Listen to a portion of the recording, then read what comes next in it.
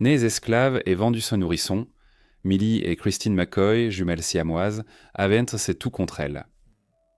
Elles ont subi une exploitation extrême et ont été enlevées durant des années, parcourant le monde en spectacle. Alors, qu'est-il advenu d'elles? Trouveraient-elles leur liberté ou seraient-elles considérées comme des phénomènes toute leur vie? Millie et Christine McCoy sont nées le 11 juillet 1851 dans une plantation près de Whiteville, en Caroline du Nord. Nés esclaves, leurs parents Jacob et Monemia McCoy étaient asservis par Alexander Mackay, dont ils ont pris le nom. À l'époque, la liberté restait à plus de 10 ans et une guerre civile brutale. À la naissance, elles pesaient ensemble 17 livres, c'est eux qui a surpris tout le monde. Millie et Christine étaient en des jumelles siamoises, attachées au bas du dos et à la colonne vertébrale par du cartilage. Elles partageaient certains organes vitaux, mais pas tous. Les jumelles sont nées dans une famille nombreuse, ayant déjà 7 enfants, 5 garçons et 2 filles. Millie et Christine, aucun de leurs frères et sœurs n'avait de particularité physique. Leur condition unique, combinée aux difficultés d'être nés en esclavage, a marqué le début d'un parcours extraordinaire et difficile pour les jumelles McCoy.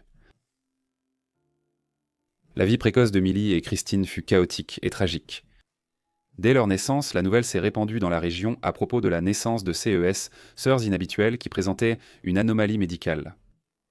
Au XIXe siècle, beaucoup ignoraient dans le concept de jumelles siamoises, c'est eux qui poussa les gens à visiter la ferme Mackay pour les voir. Finalement, Alexandre Mackay s'est irrité de cette perturbation de sa vie quotidienne. Alors, lorsqu'elle n'avait que 10 mois, il les a vendues à John C. Purvis à condition que leur mère, Monemia, puisse rester avec elle. Mais cet arrangement n'a pas duré. Environ un an plus tard, les jumelles ont de nouveau été vendues, cette fois à un homme nommé Brewer. Brewer, grâce au financement de Joseph P. Smith, a déboursé $10 000 pour les jumelles, soit environ $400 000 actuels. Pour faire du profit, Brewer a exposé les fillettes comme une curiosité médicale, les appelant les jumelles de Caroline, et a voyagé dans les États du Sud, dont la Louisiane, le Texas et la Caroline du Nord. En octobre 1853, Millie et Christine ont fait la une à la première foire officielle de Caroline du Nord, attirant environ 5000 visiteurs par jour. Les fillettes connurent un succès immédiat, mais certains soupçonnaient une supercherie. À la Nouvelle-Orléans, pour un autre spectacle, Brewer a fait examiner les filles par des médecins locaux. Et il a été confirmé qu'elles étaient en fait de vraies jumelles siamoises. La vie publique était éprouvante. Les filles étaient souvent séparées de leur mère, et même si elles ne pouvaient pas le comprendre à l'époque, elles étaient la cible de moqueries publiques. De plus, en tant que tout petites de siamoises, elles étaient en sang maladroites et manquaient de coordination, assez eux qui rendaient la marche difficile et les faisaient souvent tomber.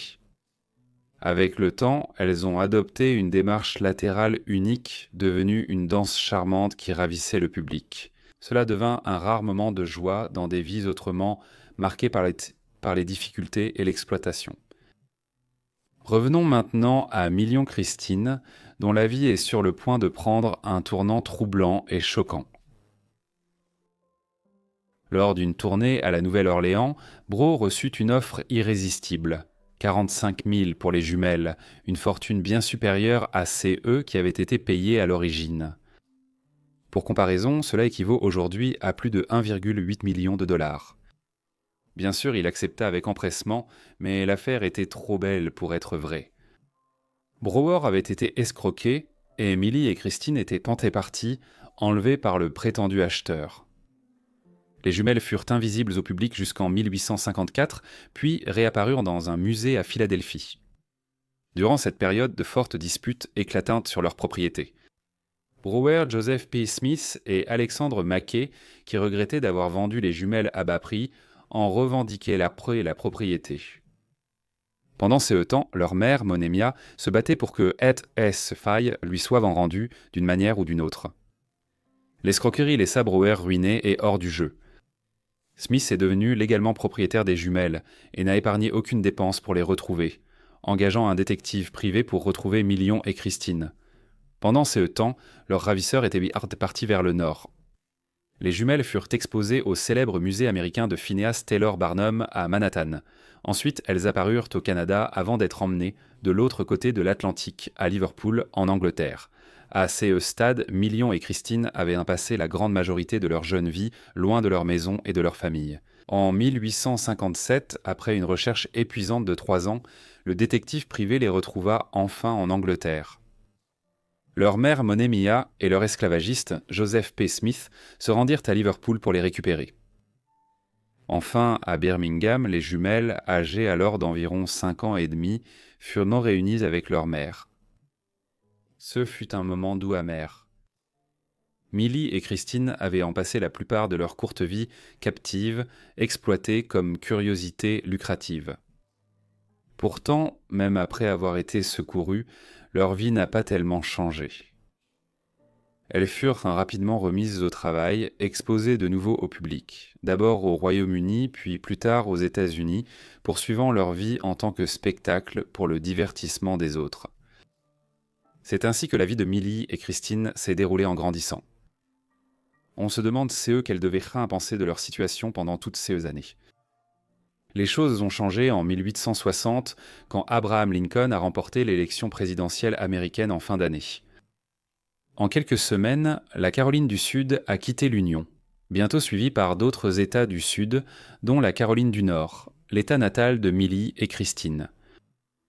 Au premier semestre 1861, la nation a sombré dans le chaos et la guerre de sécession a débuté. À ce moment-là, les filles vivaient de nouveau en Caroline du Nord, partageant leur temps entre le foyer des Smiths, des moments passés avec leurs propres parents biologiques et des tournées travaillantes à travers les États du Sud. La guerre de sécession a restreint les déplacements des jumelles, mais a permis leur éducation. Bien qu'ils aient été propriétaires d'esclaves, il est rapporté que les Smiths traitaient Millie et Christine plutôt bien. La femme de Joseph a même enfreint la loi en apprenant aux filles à lire et à écrire, un acte audacieux à l'époque. Millie et Christine ont aussi appris plusieurs langues et reçu une formation en chant, CE, qui a ensuite marqué leur carrière. Joseph Smith est décédé pendant la guerre, laissant derrière lui un domaine qui comprenait plus de 30 esclaves. Malgré sa mort, Millie et Christine sont restées esclaves sous la famille Smith. Mais à la fin de la guerre de sécession, la liberté est enfin arrivée. Les jumelles, avec leurs parents, leurs frères et sœurs et d'innombrables autres personnes à travers le Sud, ont été libérées lorsque l'esclavage a finalement été aboli aux États-Unis. Avec la fin de la guerre et alors qu'elles entrèrent dans l'adolescence, Millie et Christine ont pu recommencer à faire des tournées. Et avec un degré d'autonomie plus grand qu'auparavant. C'était une époque où les cirques, ou CE qu'on appelait alors cruellement des spectacles de monstres, étaient à leur apogée. Des montreurs comme Phineas Taylor Barnum dirigeaient des troupes d'individus aux anomalies médicales, géants, nains, femmes à barbe, personnes avec membres supplémentaires, etc. Avant la télévision et la radio, la curiosité surpassait la compassion pour les personnes souffrant de telles conditions, attirant les foules vers les cirques et foires locales lors de leur venue en ville. Millie et Christine étaient une grande attraction dans tout le pays lors de CES spectacles. À cette époque, il y avait une fascination généralisée pour les jumeaux siamois, souvent appelés ainsi. Ce terme vient des célèbres jumeaux siamois Chang et An Bangka, qui sont nés au Siam, l'actuelle Thaïlande. Parfois, Millie et Christine étaient exposées sans atteinte à la pudeur pour prouver qu'elles étaient vraiment siamoises, satisfaisant la curiosité du public en préservant le décorum. Au fil des tournées, parfois avec Barnum Scholes ou d'autres impresarios, elles ont gagné en expérience dans la gestion de leurs affaires et semblaient s'épanouir dans leur rôle. Elles ont rédigé leur mémoire pour à la fin des années 1860, utilisant la devise « Comme Dieu l'a décrété, nous avons accepté », montrant ainsi leur acceptation de leur situation médicale et leur volonté d'en tirer le meilleur. Peu après, elles sont revenues en Europe et, comme de nombreux artistes de cirque célèbres, ont rencontré la reine Victoria. Un moment fort de leur spectacle était leur duo où les sœurs chantaient ensemble ou alternaient, Christine prenant un couplet et Millie le refrain, ou inversement. Beaucoup de CES chansons seraient plus tard publiées dans un long livret détaillant leur vie jusqu'en Corée. De nombreuses descriptions de Millie et Christine ont été écrites au cours de ces années. Un tel langage ne serait plus envisagé aujourd'hui. Une de ces œuvres, intitulée Esquisse biographique de Millie Christine, les jumelles de Caroline, surnommées le rossignol à deux têtes et la 8e merveille du monde, qualifie les jumelles de créatures et les mentionne ailleurs comme une fille unique, comme si l'on ignorait que les jumelles siamoises étaient deux personnes différentes. Une autre publicité malheureuse annonçant l'arrivée des filles à Liverpool en 1871 les décrivait comme une cargaison arrivant sur un navire, déclarant qu'il était arrivé une cargaison qui, selon les mots de M. Toole, pouvait être qualifiée de tout à fait extraordinaire. Le rapport poursuivait ainsi. ICI, une jeune femme possède un seul corps mais deux esprits distincts issus de deux têtes. Tous les hommes intelligents présents à l'hôtel Washington l'autre jour peuvent témoigner de l'intelligence remarquable des deux cerveaux. La capacité des deux têtes à converser simultanément avec deux personnes différentes sur des sujets différents en témoigne suffisamment, mais la merveille ne s'arrête pas là. Parmi les plus beaux duos musicaux, plusieurs ont été interprétés par une soprano aiguë et une contralto pure. Les notes provenaient de deux têtes, et pourtant un seul tronc fournissait l'énergie. D'autres faisaient juste des plaisanteries idiotes. Le Cincinnati Enquirer a plaisanté que la fille à deux têtes ferait une bonne jurée. Elle pourrait examiner les deux côtés de l'affaire en même temps. Ces remarques, bien que moqueuses, mettaient en avant l'incroyable célébrité qu'elles avaient atteinte.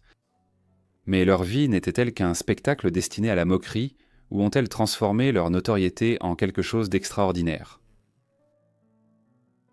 Millie et Christine étaient un des victimes d'un monde qui les exploitait comme phénomène de foire. C'est eux qui faisaient partie de leur réalité. Cependant, des artistes comme elles, qui travaillaient pour Barnum et d'autres cirques à l'époque, étaient généreusement récompensés. S'ils savaient exploiter leur popularité, ils pouvaient gagner beaucoup d'argent et prendre une retraite confortable. Millie et Christine pouvaient gagner environ 25 000 $ par an en travaillant sur le circuit des foires locales en Amérique, tandis que les grands spectacles dans les villes ou les voyages en Europe offraient un peu la possibilité de revenus encore plus importants. C'était une somme énorme dans les années 1870 surtout, durant la crise financière aux États-Unis, appelée Longue Dépression de 1873 à 1879. Avec leur pouvoir de gain et le marché déprimé, elles ont renversé le désavantage qui avait caractérisé leur vie et ont tiré le meilleur parti de leur situation. Dans les années 1870, elles ont acheté la plantation Mackay, où elles étaient nées plus de 20 ans auparavant, et l'ont offerte à leur père. Elles achèteraient de la ferme après sa mort. Elles ont bâti une maison de 14 pièces pour y vivre avec leur grande famille. Dans la vingtaine, Millie et Christine avaient gagné assez d'argent pour prendre une semi-retraite. Comme d'autres artistes de cirque de l'époque, plusieurs années de tournées réussies leur ont permis d'amasser assez de richesses pour vivre confortablement, souvent avec du personnel de maison. En cas de manque d'argent, elles pouvaient revenir pour une ou deux saisons et gagner beaucoup grâce à la forte demande. En 1871, les jumelles firent une tournée en Europe, visitant la Grande-Bretagne, la France, la Belgique, les Pays-Bas, l'Allemagne, l'Italie, l'Autriche, la Hongrie et la Russie. Les spectacles étaient souvent rémunérés par des cadeaux des souverains et aristocrates lors de représentations dans les cours royales européennes.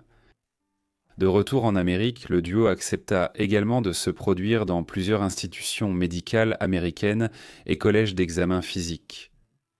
Cela pouvait être considéré comme une forme d'exploitation et quelque peu cruelle. Cependant, il faut se rappeler qu'à cette époque, il y avait un véritable manque de compréhension du phénomène des jumeaux siamois et que les médecins étaient désireux d'en apprendre davantage à ces sujets. Millie et Christine se sont retirées dès les années 1880. Elles avaient la trentaine et vivaient paisiblement dans la ferme où elles étaient nées, en Caroline du Nord. Des études montrent que les jumelles ont discrètement aidé leur communauté, finançant une école locale pour filles noires et soutenant plusieurs collèges dans les Carolines, faisant souvent CES-dons de manière anonyme. Elles ont eu une vie exceptionnellement longue pour des jumelles siamoises. qui souffrent souvent de complications de santé en raison du fait qu'elles partagent des parties vitales du corps et des organes. Millie et Christine ont vécu un peu plus de 60 ans et sont décédées non à cause de leur condition de jumelles siamoises, mais de la tuberculose, l'une des principales causes de mortalité de l'époque. Cette maladie a emporté Millie le 8 octobre 1912 à 61 ans. Christine serait décédée environ 12 heures plus tard dans CE, qui a dû être une fin très triste. Elles ont été enterrées dans un cimetière à Whitefield, là où elles étaient nées plus de 60 ans auparavant. Leur pierre tombale porte l'inscription « Une âme avec deux pensées, deux cœurs qui battent comme un seul ». Les jumelles ont légué leur fortune aux membres survivants de leur famille. L'histoire de Millie et Christine a fait l'objet de plusieurs biographies CES derniers temps, permettant de redécouvrir leur histoire autrefois oubliée.